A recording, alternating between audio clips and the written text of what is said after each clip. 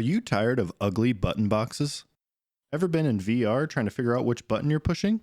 Look no further. I built a realistic button box from used auto parts and a cheap USB control board. This setup is not only easy to navigate in VR, but more aesthetically pleasing when using a screen. I started by combing my local junkyard for turn signal switches and the wiring to go with them. I got mine from a Honda Civic.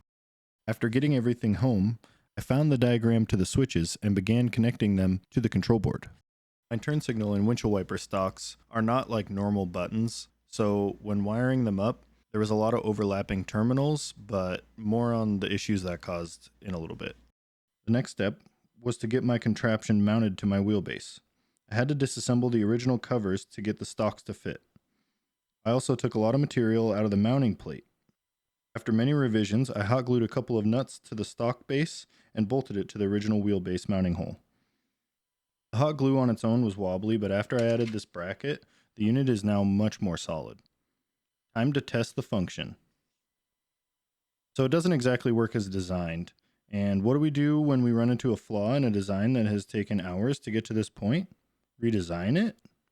No, we ignore it and go on drifting. But seriously, the problem is the switch's internal circuit. As I mentioned earlier, I wired it how I thought it would work, and it does for the most part. The wiper switch has the most crossover of wiring, resulting in many buttons pressed with the same input, rendering multiple buttons useless. This might be solved by using a more complex circuit board, but version 2 is another video. The high-low beam setting is programmed to the default headlights on switch because I use the high beam flash to reset my car in this case. The whole thing is reprogrammable, so these can be configured any way you want. The turn signals work as designed, but in making room for the wheel hub, I removed the mechanism that returns the switch to neutral when you straighten out the wheel, similar to using turn signals on the freeway, as you never really turn the wheel far enough to engage the mechanism. Despite not being perfect, it is still very functional, so it's time to fit the column covers and mount everything to them. I'm particularly proud of how this part turned out. I did have to trim quite a bit off of the covers to get them to fit because of how high the turn signals are mounted. But in the end, I think it looks great for my first prototype and anything like this that I've ever built. The last thing I did was incorporate the connector for the wired steering wheel button box that came with my wheelbase. It worked perfectly in the original ignition location. Throughout the entire build process, I was focused on making the stocks work. I never test fitted the original wheel with the paddles for clearance. Luckily, it fits perfectly.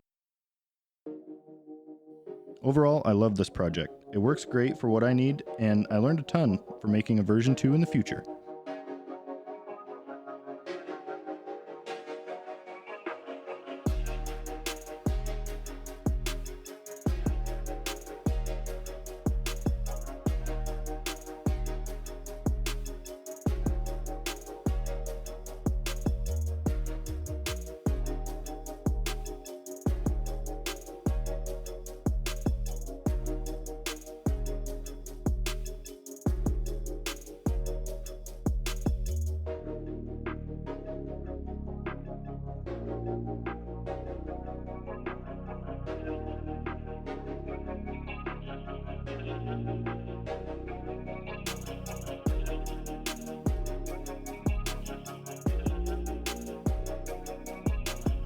The switches works,